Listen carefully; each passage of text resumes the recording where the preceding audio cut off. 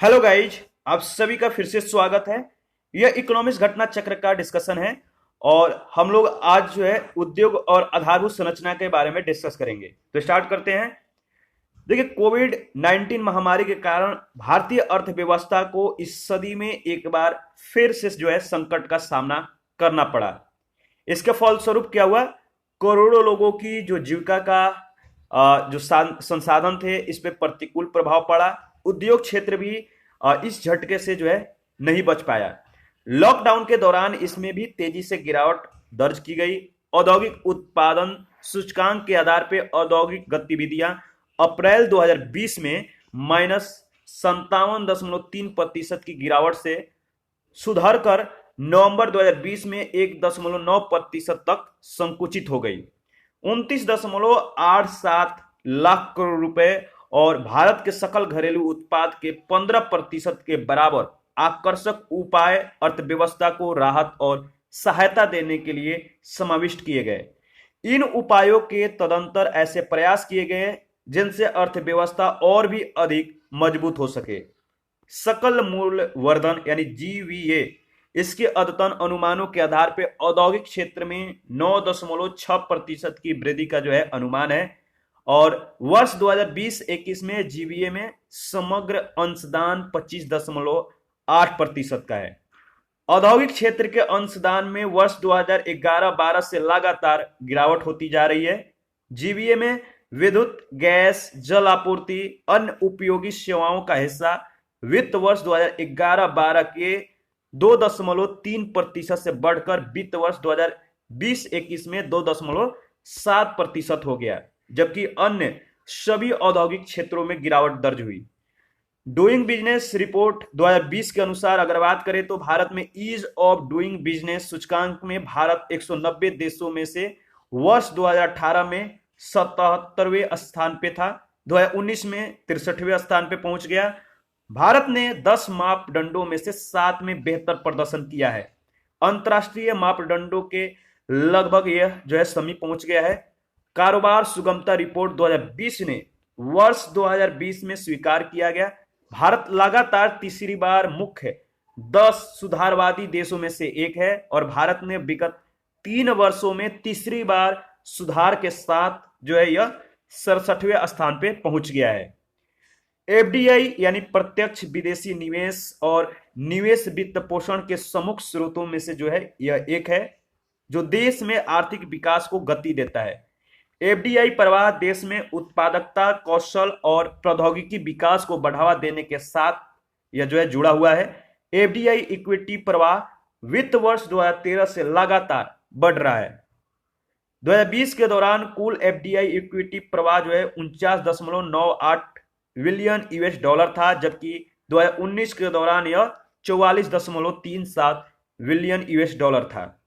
इसी तरह से वित्त वर्ष 2021 के लिए 30.0 बिलियन यूएस डॉलर रहा। एफडीआई इक्विटी प्रवाह का बड़ा हिस्सा गैर विनिर्माण क्षेत्रों में है, जिससे एफडीआई प्रवाह का विनिर्माण क्षेत्र के हिस्से में कमी आई है। विनिर्माण क्षेत्र के उद्योग के अंतर्गत ऑटोमोबाइल, दूरसंचार, धातु, गैर पारंपरिक ऊर्जा, रसायन और खाद्य प्रसंस्करण, पेट्रोलियम, प्राकृतिक गैस, एफडीआई इक्विटी प्रवाह अधिक मात्रा में मिलता है यहां पे इन उद्योगों में। 2020 में विनिर्माण क्षेत्र के उद्योग में भी एफडीआई इक्विटी प्रवाह का लगभग 67% भाग था। राष्ट्रीय इस्पात नीति 2017, देखिए, राष्ट्रीय इस्पात नीति 2017 ने वैश्विक स्तर पर प्रतिस्पर्धी होते हुए भी उत्पादन क्षमता में महत्वपूर्ण विस्तार पर जोर दिया है। राष्ट्रीय इस्पात नीति जो है, जो एनएसपी 17 है, इसका लक्ष्य 2030-31 तक 158 किलोग्राम प्रति व्यक्ति उपभोग सहित 300 मिलियन टन की अपरिष्कृत इस्पात क्षमता, 230 एमटी तैयार इस्पात क्षमता प्राप्त करना है। चीन के बाद भारत कच्चे इस्पात का दूसरा सबसे बड़ा उत्पादक देश है। तो पहले स्थान पे चीन का स्थान है कच्चे इस्पात उत्पादन में, इसके बाद भारत का आता है। भारत इस्पात का दूसरा सबसे बड़ा उपभोक्ता भी है। हालांकि 2019-20 के दौरान इसकी प्रति व्यक्ति कुल तैयार इस्पात उपयोगिता 229 किलोग्राम की वैश्विक औसत की तुलना में 74.7 किलोग्राम के आसपास ही था। इसके अतिरिक्त क्रूड स्टील प्लांट में क्षमता उपभोग भी जो है, इसके क्षमता उपभोग की कमी बनी रही है, खपत भी जो है कम ही बनी रही है। भारत में कोयला सर्वाधिक महत्वपूर्ण और सर्वाधिक प्रचुर मात्रा में मिलने वाला जीवाश्म ईंधन है। यह देश की ऊर्जा जरूरतों को 55% की पूर्ति करता है। कोयला न केवल देश में ऊर्जा का प्राथमिक स्रोत है, बल्कि इसका उपयोग स्टील, स्पंज आयरन, सीमेंट, कागज, ईंट के भट्टे आदि जैसे कई उद्योग धंधों में भी किया जाता है। वित्त वर्ष 2020 में भारत में कच्चे कोयले का उत्पादन विगत वर्ष के तुलना में अगर बात करें तो बहुत कम अर्थात 0.05% वृद्धि के साथ 729.1 मिलियन टन रहा। 2021 में अखिल भारतीय कोयला उत्पादन 337.52 मिलियन टन था, अर्थात इसमें जो है 3.3% की कमी आई, गिरावट दर्ज की गई। इस कमी की वजह जो है कोविड-19 ही है। भारत कोयले का आयातक भी है। भारत ने पिछले वर्ष यानी 2019 में इससे अधिक 5.7% वृद्धि दर से जो है वित्त वर्ष 2020 में 248.54 एमटी कोयला आयात किया। भारत में बिजली आपूर्ति काफी हद तक कोयले पे ही निर्भर है। चूंकि कोयले को पर्यावरण हितैषी ऊर्जा स्रोत नहीं माना जाता, फिर भी भारत जो है भारत सरकार ने ऊर्जा की आवश्यकताओं तथा पर्यावरण अनुकूल के बीच सामंजस्य करने के साथ कई उपाय भी किए हैं। देश के सूक्ष्म, लघु और मध्यम उद्यम यानी एमएसएमई जो है क्षेत्र में 11 करोड़ से अधिक लोग नियोजित हैं। एमएसएमई क्षेत्र में यह क्षेत्र जीडीपी का लगभग 30% है तथा सुदृढ़ और आत्मनिर्भर भारत का निर्माण करने में देश के आयात का आधे हिस्से में इसका योगदान है। राष्ट्रव्यापी तालाबंदी के दौरान एमएसएमई क्षेत्र जो है सबसे ज्यादा प्रभावित क्षेत्रों में से एक था। इस क्षेत्र को वापस पटरी पर लाने के लिए कई सुधारात्मक और सहायक उपाय किए गए, जिसमें से सर्वप्रथम एमएसएमई की परिभाषा में निवेश मानदंड का जो है संशोधन है। इसमें जो ग्राफ दिया गया है आप देख सकते हैं, एमएसएमई जो सेक्टर की परिभाषा है, इसके पूर्ववर्ती जो एमएसएमई के वर्गीकरण है उसके आधार पे यहाँ पे पूरी ग्राफ को, पूरी डेटा को जो है इंडिकेट किया गया है। देखिए, जो विनिर्माण है, सूक्ष्म में 25 लाख रुपए से कम निवेश होनी चाहिए। लघु जो उद्यम है इनमें 25 लाख से अधिक और 5 करोड़ से कम निवेश की जो है मतलब व्यवस्था किया गया है। और मध्यम में 5 करोड़ से अधिक और 10 करोड़ से कम निवेश का जो है इसमें बाधाएं हैं। सेवा क्षेत्र में जो सूक्ष्म है 10 लाख रुपए से कम का निवेश का जो है इसमें व्यवस्था किया गया है। और इसके बाद जो लघु है 10 लाख से 2 करोड़ के बीच, और जो मध्यम है 2 करोड़ से 5 करोड़ रुपए से मतलब कि इन दोनों 2 करोड़ से 5 करोड़ के बीच में जो है आप निवेश कर सकते हैं। इसमें संशोधित जो एमएसएमई में किया गया, संशोधन किया गया, उस पर आधारित यह डेटा दिया गया है। जो संशोधित है वह विनिर्माण और सेवाओं में 1 करोड़ से 5 करोड़ रुपए तक आप कारोबार कर सकते हैं सूक्ष्म उद्यम के अनुसार। लघु उद्योग में कुल बिक्री निवेश जो है 1 करोड़ से अधिक और 10 करोड़ से कम है, ठीक है। और टर्नओवर कितने का है? टर्नओवर 5 करोड़ से अधिक और 50 करोड़ से कम है। उसी तरह जो मध्यम उद्योग हैं इनमें निवेश जो है 10 करोड़ से अधिक और 20 करोड़ से कम है, और टर्नओवर 50 करोड़ से 100 करोड़ के बीच है। ध्यान रखिएगा। आगे बढ़ते हैं। भारत सरकार ने 9 मई 2020 को एक बड़ी पहल करते हुए एमएसएमई में इसकी सहायता के लिए जो है चैंपियंस ऑनलाइन प्लेटफॉर्म की शुरुआत की। चैंपियंस का अर्थ होता है उत्पादन और राष्ट्रीय क्षमता बढ़ाने के लिए आधुनिक प्रक्रियाओं का निर्माण और सामंजस्यपूर्ण अनुप्रयोग। यह एक आईसीटी आधारित औद्योगिक व्यवस्था है जिसका लक्ष्य छोटी इकाइयों की समस्या को दूर करके प्रोत्साहन समर्थन प्रदान करते हुए पूरी व्यापार चक्र प्रक्रिया के दौरान सहायता और मार्गदर्शन के द्वारा बड़ी इकाइयों में परिवर्तित करना है। यह जो प्लेटफॉर्म है एमएसएमई की समस्त आवश्यकताओं के लिए एकल विंडो समाधान उपलब्ध कराता है। कपड़ा और परिधान उद्योग देश के समग्र सामाजिक और आर्थिक विकास में एक महत्वपूर्ण भूमिका निभाते हैं। कपड़ा और वस्त्र उद्योग का समग्र जीडीपी में 2% तथा वर्ष 2020 कुल विनिर्माण जीवीए में जो है 11% योगदान रहा है, जिससे लगभग 10.5 करोड़ लोगों को अप्रत्यक्ष या प्रत्यक्ष जो है रोजगार मिलता है। यह क्षेत्र जो है देश में कृषि क्षेत्र के पश्चात सबसे बड़ा नियोजक है। सबसे महत्वपूर्ण बात यह है कि इस क्षेत्र में काम करने वाले कामगारों में एक बड़ा भाग महिलाओं का भी है। यह महिला सशक्तिकरण में एक महत्वपूर्ण भूमिका भी निभाता है और इसका प्रयोग कह सकते हैं इस प्रकार जो है देश में समग्र सामाजिक विकास में भी योगदान करता है। भारत का स्थान कपड़ा और वस्त्र उत्पादों के निर्यात के तौर पे चीन, जर्मनी, बांग्लादेश, वियतनाम तथा इटली के बाद छठे स्थान पे आता है। भारत सरकार वित्त वर्ष 2020-25 के दौरान अर्थव्यवस्था को बढ़ावा देने के लिए बेहतर रोजगार के अवसर उत्पन्न करना और भारतीय अर्थव्यवस्था में प्रतिस्पर्धा लाने के लिए राष्ट्रीय अवसंरचना पाइपलाइन की शुरुआत की। इसका वित्त पोषण केंद्र सरकार, राज्य सरकार, निजी क्षेत्र निधि के द्वारा जो है संयुक्त रूप से किया गया है। 2020 से 2025 के दौरान 111 लाख करोड़ के कुल अवसंरचनात्मक निवेश की परिकल्पना जो है की गई है। राष्ट्रीय अवसंरचना पाइप इसमें ऊर्जा, सड़क, शहरी अवसंरचना, रेलवे का मुख्य हिस्सा है। भारत में अवसंरचना में निवेश मुख्यतः सार्वजनिक निजी भागीदारी यानी पीपीपी के मॉडल के रूप में जो है किया गया है। भारत सरकार ने केंद्रीय क्षेत्र में पीपीपी परियोजनाओं के मूल्यांकन के लिए उत्तरदायी सार्वजनिक निजी भागीदारी मूल्यांकन समिति का गठन किया। वर्ष 2020 के दौरान पीपीपी जो है एसी ने पीपीपीएसी इसने 4,321 करोड़ रुपए की कुल परियोजना लागत के साथ 5 परियोजनाओं, 4 इसमें जो है रेलवे क्षेत्र का है, 1 बंदरगाह क्षेत्र है, 5 परियोजनाओं को जो है सिफारिश की। 2021 में पीपीपीएसी ने कुल 66,600.59 करोड़ रुपए के अनुमानित व्यय वाली 7 परियोजनाओं की भी जो है सिफारिश की थी। इस 7 परियोजनाओं में से 1 टेलीकॉम सेक्टर, 3 रेलवे सेक्टर, ठीक है, और जिसमें 2 स्टेशन पुनर्विकास परियोजना और 1 यात्री ट्रेन परियोजना था। 2 इसमें जो है एमएचएस सेक्टर परियोजना यानी इको पर्यटन परियोजना है और 1 पतन क्षेत्र परियोजना है। 2021 में भारत सरकार ने पुनरुत्थान अवस्थापना व्यवहार्यता अंतराल निधि को जो है इस योजना को जो है 2024-25 तक जारी रखने की मंजूरी दी।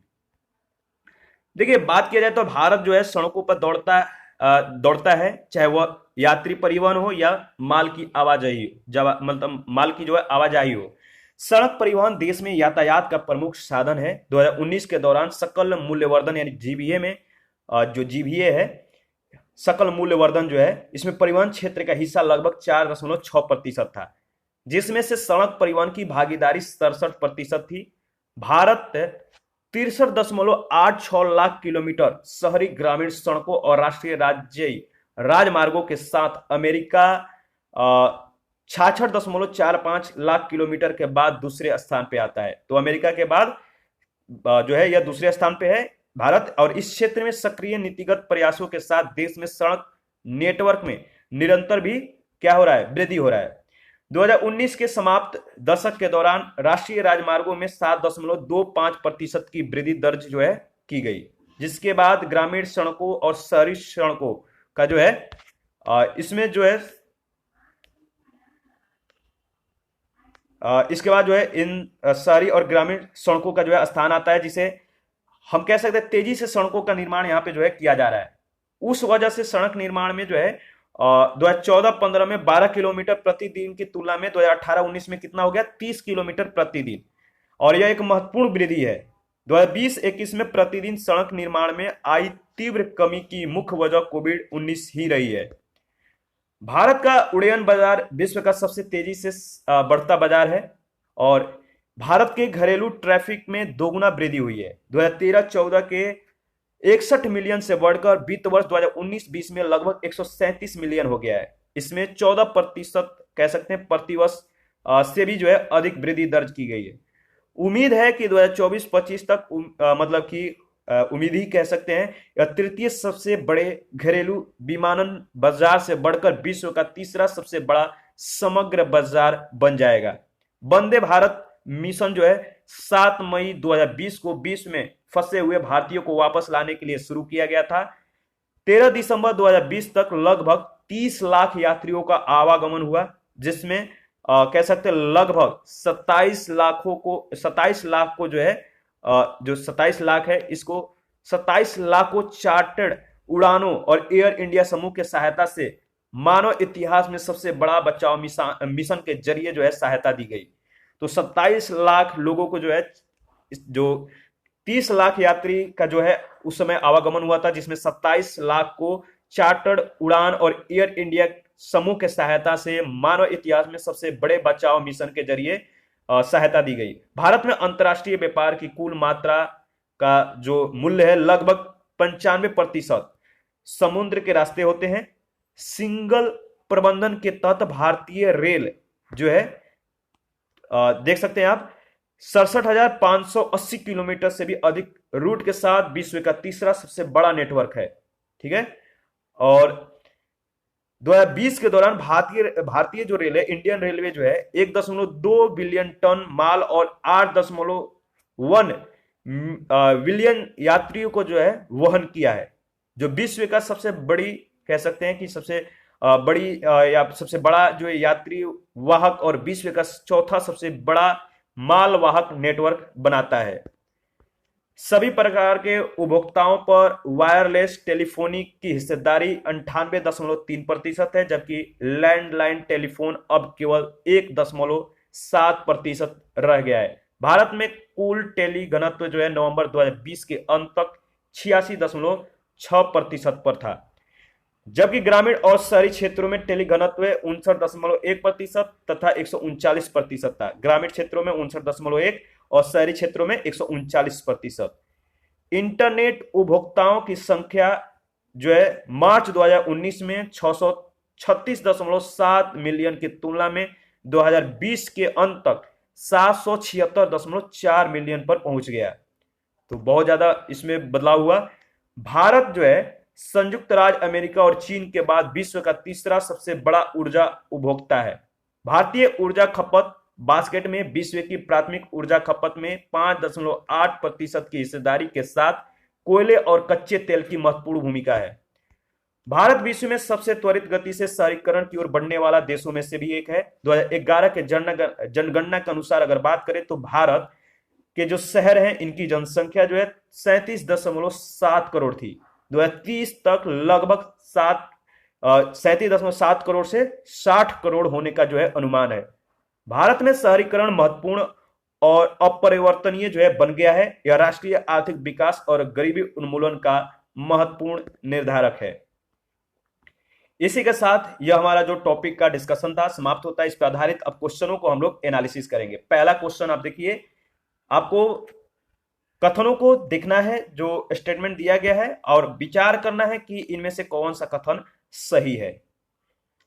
पहला है कि पेट्रोलियम और प्राकृतिक गैस नियामक बोर्ड जो है भारत सरकार द्वारा स्थापित प्रथम नियामक निकाय है।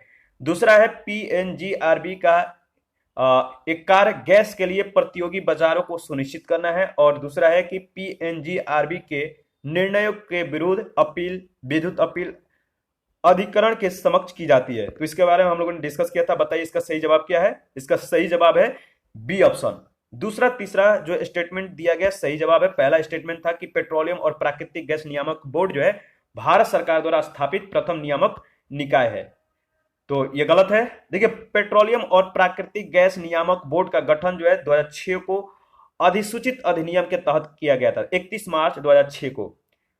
यह भारत सरकार द्वारा स्थापित प्रथम नियामक निकाय नहीं है, क्योंकि खादी और ग्रामीण उद्योग आयोग जो है वायदा बाजार आयोग 1952, सेबी 1992, एर्डा 1999 आदि जो है अनेक इससे पूर्व स्थापित जो है कह सकते हैं नियामक निकाय हैं। खादी ग्राम उद्योग आयोग जो है सबसे पहले 1956 में जो है इसका निकाय मतलब कि था।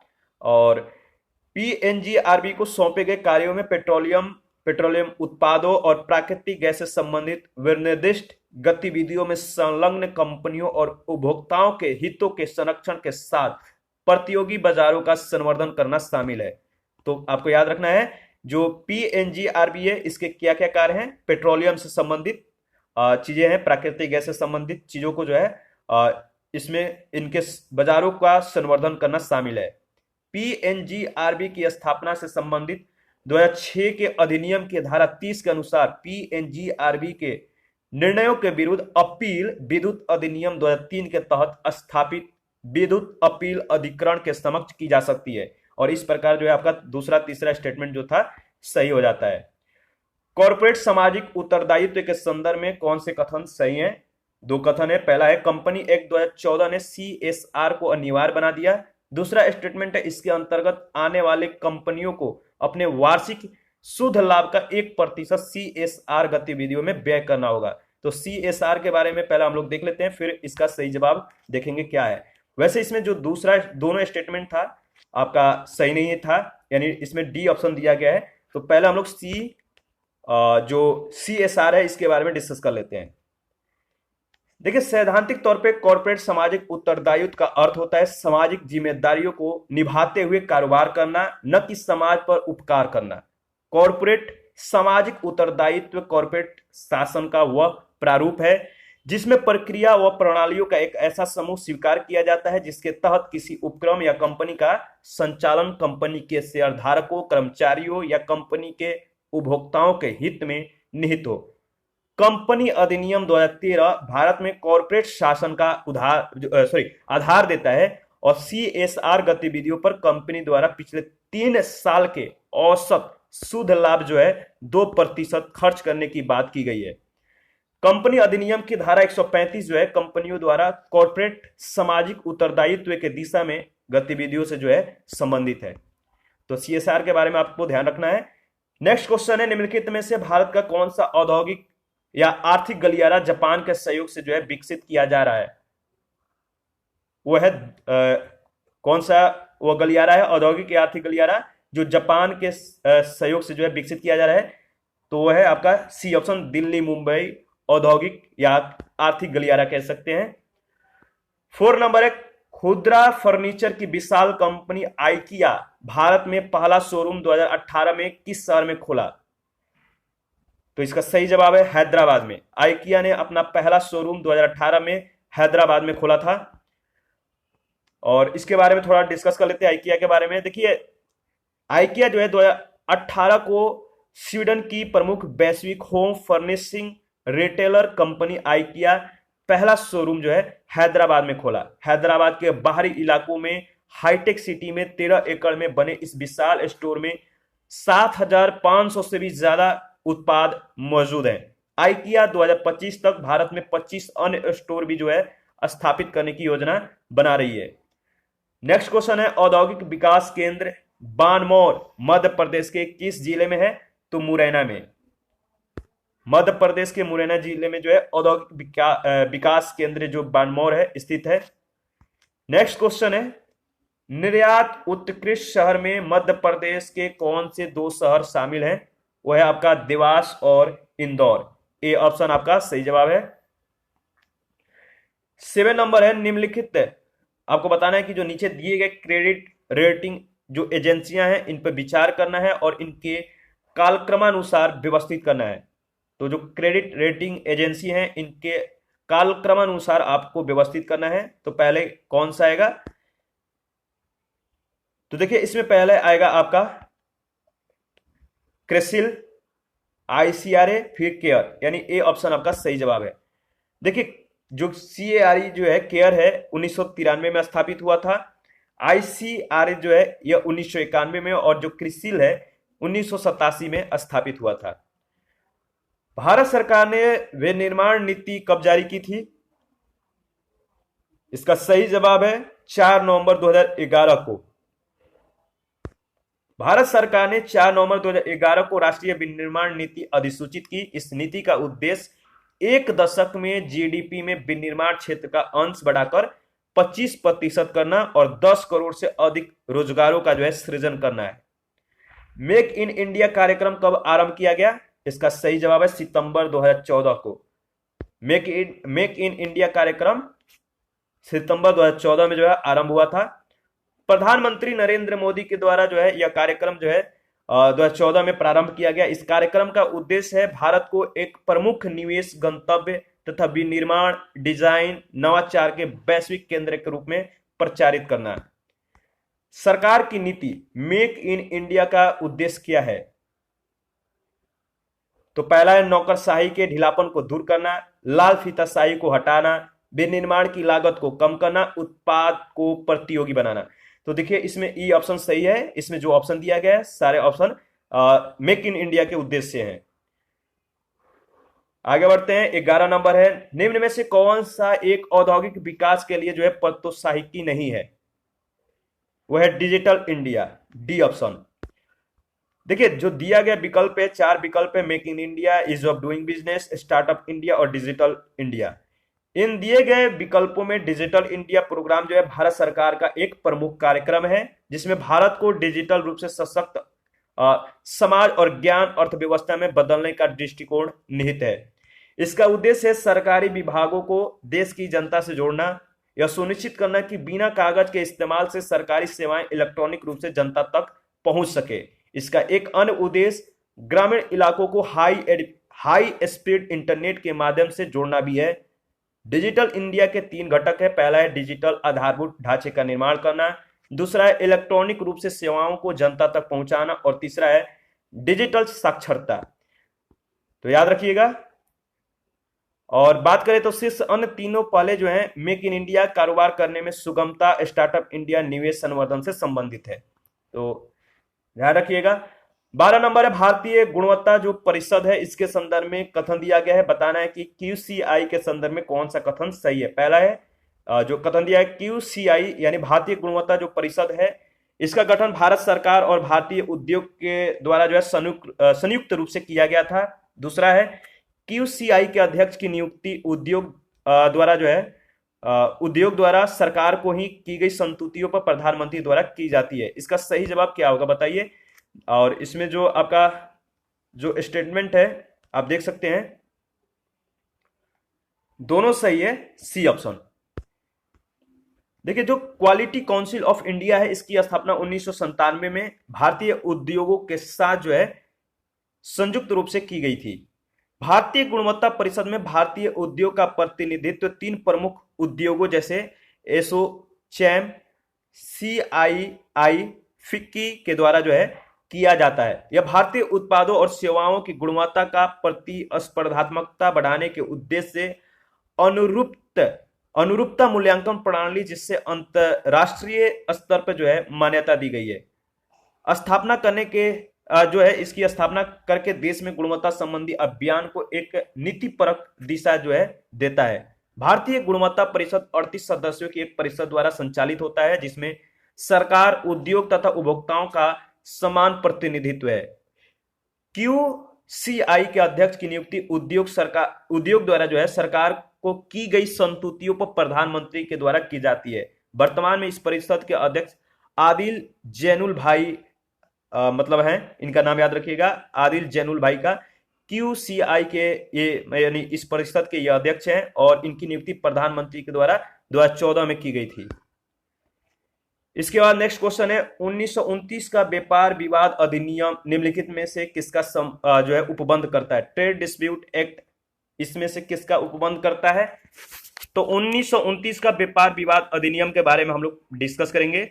देखिए वैसे इसका सही जवाब है अधिग्रहण की प्रणाली तथा जो है हड़तालों पर रोक, जो डी ऑप्शन है आपका सही जवाब है। इसका जो है उपबंध करता है ट्रेड डिस्प्यूट एक्ट 1929। तो अधिग्रहणों की यानी ट्रिब्यूनल्स की जो है प्रणाली तथा हड़तालों पर रोक, इसमें जो है व्यवस्था किया गया है। 1929 का व्यापार विवाद अधिनियम प्रायोगिक तौर पे जो है 5 वर्ष के लिए लागू किया गया था और इस अधिनियम के द्वारा व्यापार विवादों को जांच और समाधान के लिए जो है बोर्ड ऑफ कॉन्सिलिएशन तथा जांच न्यायालय यानी कोर्ट ऑफ इंक्वायरी के गठन का जो है प्रावधान किया गया। अधिनियम के द्वारा रेलवे, डाक, टेलीफोन जैसे सार्वजनिक रूप से उपयोगी सेवाओं में बिना पूर्व सूचना के हड़ताल और तालाबंदी को जो है निरुद्ध कर दिया गया है। 14 नंबर है, निम्नलिखित कथनों पे विचार करना है। औद्योगिक रोजगार केंद्रीय नियम 2018 के अनुसार आपको बताना है कि कौन सा इसमें जो है सही है। पहला आप देख लीजिए, यदि कह रहा है कि नियत अवधि रोजगार के लिए नियमों को कार्यान्वित किया जाता है तो फर्म या कंपनियों के लिए कामगारों की छटनी जो है करना अपेक्षाकृत आसान हो जाता है। दूसरा है कि अस्थायी कामगारों के मामले में रोजगार समाप्त करने के लिए कोई नोटिस देना आवश्यक नहीं होगा। देखिए इसमें दूसरा और पहला दोनों स्टेटमेंट सही है, यानी सी ऑप्शन आपका सही जवाब होगा, पहला और दूसरा। 2018 को अधिसूचित और उसी के साथ प्रभावी औद्योगिक रोजगार केंद्रीय नियम 2018 के तहत 1946 के नियमों में संशोधन करके नियत अवधि रोजगार को वस्त्र निर्माण क्षेत्र से विस्तारित कर सभी क्षेत्रों पर लागू किया गया। इस प्रकार अब नियत अवधि रोजगार के रूप में कामगारों का एक अन्य वर्गीकरण यानी अस्थायी और अस्थायी कामगार के अतिरिक्त सभी क्षेत्रों में होगा। देश में व्यवसाय सुगमता में अभिवृद्धि के लिए यह परिवर्तन किया गया है और इस संशोधन के तहत नियत अवधि रोजगार कामगारों को नवीकरण न होने पे यानी नवीनीकरण न होने पे या पहले भी समाप्त मतलब कि नियोजन को समाप्त किए जाने पर बगैर नोटिस के हटाया जा सकता है। तो कामगारों को नवीनीकरण न होने पे या पहले भी बगैर नोटिस के जो है इन्हें हटाया जा सकता है और इस प्रकार कंपनियों के लिए ऐसे कामगारों की छटनी अपेक्षाकृत जो है आसान होता है। तो पहला स्टेटमेंट इस वजह से सही हो जाता है। इसके अतिरिक्त कह सकते हैं संशोधित नियमों के तहत अस्थायी कामगार चाहे वह मासिक दर से हो या साप्ताहिक दर से या नगद दर से और परिवीक्षाधीन या बदली कर्मकार हो की दिशा में भी नियोजित समाप्ति का जो है नोटिस आवश्यक नहीं होगा। तो दूसरा सही है। देखिए परिवीक्षाधीन का मतलब क्या होता है, यहां पर दिया है बदली कर्मकार, यानी कि कह सकते हैं जो कर्मकार हैं इनके ट्रांसफर में भी जो है नोटिस जो है मतलब कि समाप्ति या नियोजन की समाप्ति का जो नोटिस है देना आवश्यक नहीं है। तो शायद इसका यही अर्थ है। नेक्स्ट क्वेश्चन है 15, निम्नलिखित कथनों पे विचार करना है, बताने कौन सा कथन सही है। ठीक है, फैक्ट्री एक्ट 1881 के बारे में है और देखिए इसमें जो सही जवाब है आपका बी ऑप्शन यानी सेकंड वाला स्टेटमेंट सही है। एन.एम. लोखंडे ब्रिटिश भारत में मजदूर आंदोलन संगठित करने में अग्रणी थे। और इसमें जो पहला स्टेटमेंट दिया था कि फैक्ट्री एक्ट 1881 औद्योगिक कामगारों की मजदूरी नियत करने के लिए और कामगारों को मजदूर संघ बनाने देने की दृष्टि से पारित किया गया था। तो पहला स्टेटमेंट गलत है। 1881 में पारित किया गया था प्रथम कारखाना अधिनियम। इसमें केवल ऐसे मजदूर जो बचे थे उन्हीं की सुरक्षा से संबंधित प्रावधान जो है इसमें किया गया था। इस अधिनियम में महिला मजदूर से संबंधित कोई प्रावधान नहीं किया गया है और इस अधिनियम से मजदूर सामान्यतः निराश थे। एन.एम. लोखंडे जो है भारत में मजदूर आंदोलन संगठित करने में अग्रगामी थे। 19वीं शताब्दी में वे न केवल हथकरघा एवं कपड़ा के मिल के दयनीय स्थिति को सुधार करने के लिए याद किए जाते हैं बल्कि जाति और संप्रदाय जैसे मुद्दे पर भी उन्होंने साहसिक जो है पहल किया। तो दूसरा स्टेटमेंट आपका सही जवाब है। 16 नंबर है, 1 अप्रैल 2017 से प्रभावी उत्तर प्रदेश में अकुशल श्रमिक की न्यूनतम मजदूरी निश्चित की गई है। कितना? इसमें सही जवाब होगा 7,400 रुपए प्रति माह।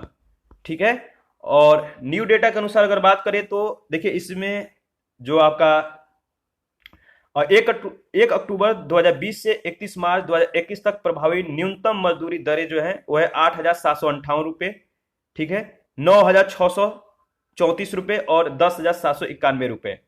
तो याद रखिएगा मतलब कि ये जो है ना 8,758 रुपए ये है अकुशल के लिए, अकुशल मजदूरों के लिए।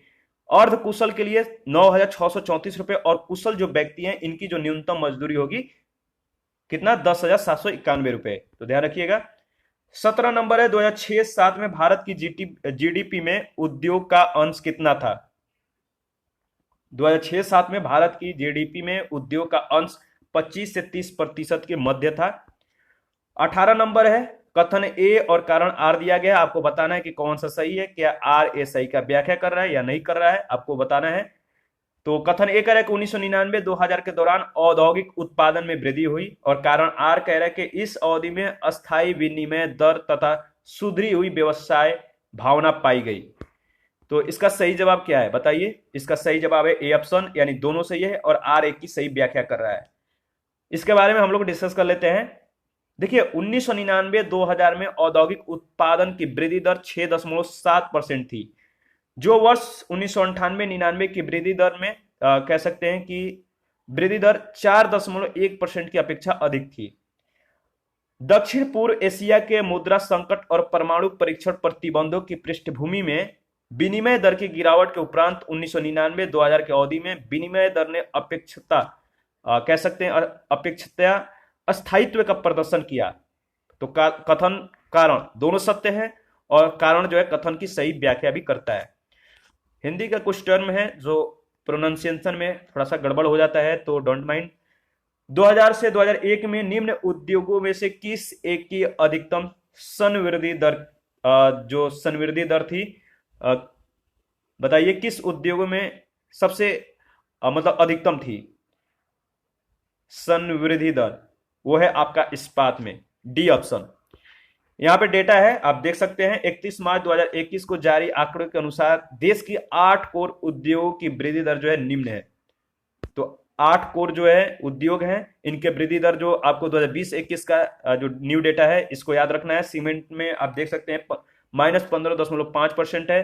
कोयला, बिजली, इस्पात, कच्चा तेल, प्राकृतिक गैस, रिफाइनरी उत्पाद और उर्वरक, इसके समग्र वृद्धि दर के बाद जो है आप देख सकते हैं। इसमें पूरी डेटा को आप एक बार एनालिसिस कर लीजिए। आपको इस डेटा को जो है मतलब कि ध्यान रखना जरूरी है, इंपॉर्टेंट है। 20 नंबर क्वेश्चन है, सहकारी इकाइयों की दशा में किस क्षेत्र को विकास की ऊंची दर प्राप्त हुई? सही जवाब है सूती वस्त्र। क्वेश्चन नंबर 21 है, भारत के औद्योगिक उत्पादन सूचकांक निम्नलिखित में से कौन सी गतिविधि सम्मिलित नहीं है? वो है निर्माण, डी ऑप्शन। भारत के औद्योगिक उत्पादन सूचकांक की गणना सीएसओ के द्वारा की जाती है। 2 आधारों पे यह जो है परिगणित किया जाता है। पहला ब्रॉड सेक्टर्स यानी विस्तृत क्षेत्र पे आधारित, आईआईपी जिसमें खनन, विनिर्माण, विद्युत शामिल होता है। दूसरा जो है यूज बेस्ड आईआईपी जिसके अंतर्गत बेसिक गुड्स, पूंजीगत गुड्स, इंटरमीडिएट गुड्स, उपभोक्ता गुड्स, कंज्यूमर ड्यूरेबल और गैर कंज्यूमर ड्यूरेबल शामिल होता है। इसमें निर्माण जो है मतलब कंस्ट्रक्शन जो है सम्मिलित नहीं होता है। और इसी के साथ जो है हम लोग नेक्स्ट वीडियो में 22 से क्वेश्चंस एनालिसिस को स्टार्ट करेंगे। आज का जो सेक्शन है यहीं पे समाप्त करते हैं। आप अपना प्रतिक्रिया जरूर दीजिएगा, आपके प्रतिक्रियाओं का हमें बेसब्री से इंतजार रहता है। वीडियो के डिस्क्रिप्शन बॉक्स में टेलीग्राम, फेसबुक पेज और इंस्टाग्राम का लिंक दिया गया है, आप ज्वाइन कर सकते हैं। वहां पे चीजें अपडेट की जाती है जो आपके लिए इंपॉर्टेंट है। तो थैंक यू, मिलते हैं